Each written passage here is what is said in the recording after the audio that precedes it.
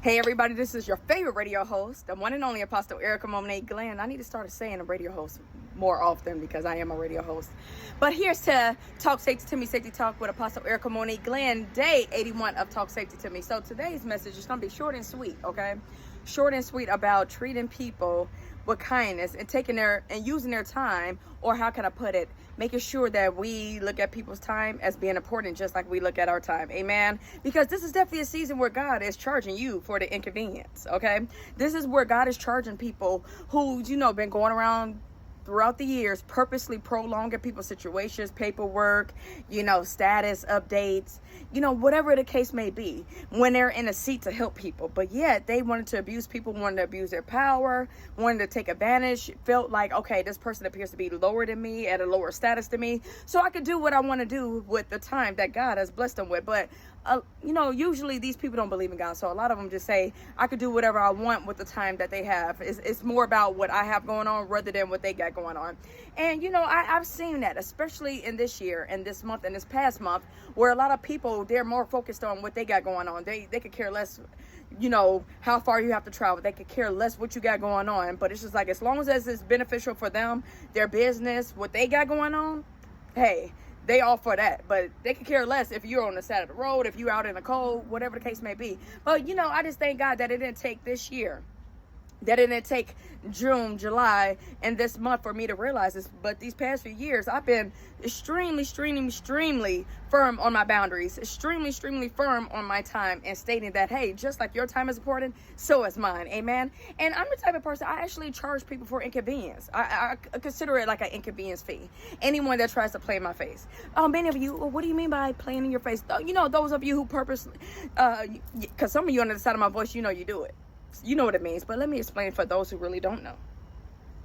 Meaning, these people come into your life on purpose to cause a distraction in your life, to cause delays in your life.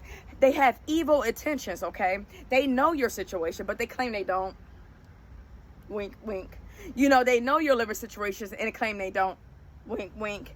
And guess what? They could care less. So their goal is to basically get you to trust them.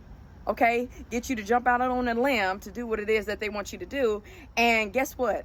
God forbid you go through with that plan and you fell into their trap. Now you're stuck, and these same people are nowhere to be found to help you. Okay, so you could be like, oh man, this happened because I was doing this for you. And they'd be like, oh, I'm so sorry. I don't have the capacity. I don't have the resources or tools to help you fix that situation that they know they were part of causing. So this is why I always tell people, take care of your business, because no one's going to take care of your business the way you can. Amen. Amen. Especially women. I understand, those of us who desire marriage. See, you could desire marriage, but the question is that God's will for you? Wink, wink. The same thing goes for men. But women, a man could come into your life and, you got this, oh, that's my husband, so I could just depend on him for everything. I get it. But still, as a woman, you still need to have some form of independency, okay? Okay? So you may be a stay-at-home mom. No shade to the stay-at-home moms. Salute. But you still got to have your own individuality, okay? You still have to understand the person in the mirror. You still have to get to know the person in your mirror, meaning you. Because once you have an empty nest, once, God forbid, something happened to your husband and he's out there doing his thing, doing his business and all that, what do you have to fall on? So this is my way of saying, pick up a trade, find something, find a hobby, and manage your business. Because a lot of you stay-at-home moms are always in someone else's business causing drama. It's not cute. And fellas, the same thing goes for you. Some of you men out there, you're like I call you guys like man princesses. You want the woman to take care of you. You want to be a stay-at-home fathers. Nothing against stay-at-home fathers. Salute. But then you're walking around with the skirt and the dress, and you're wondering why she doesn't respect you as a man. It just kind of makes me think of Jezebel and Ahab. Read about it in the Bible. Just saying. No shade, but hey. If that's how you want to live, that's how you want to live. But you, sir, still have to have individuality. You still have to have your time to yourself as well, okay? Find a trade, find some business, rather than sitting around trying to harm other women that you're trying to be.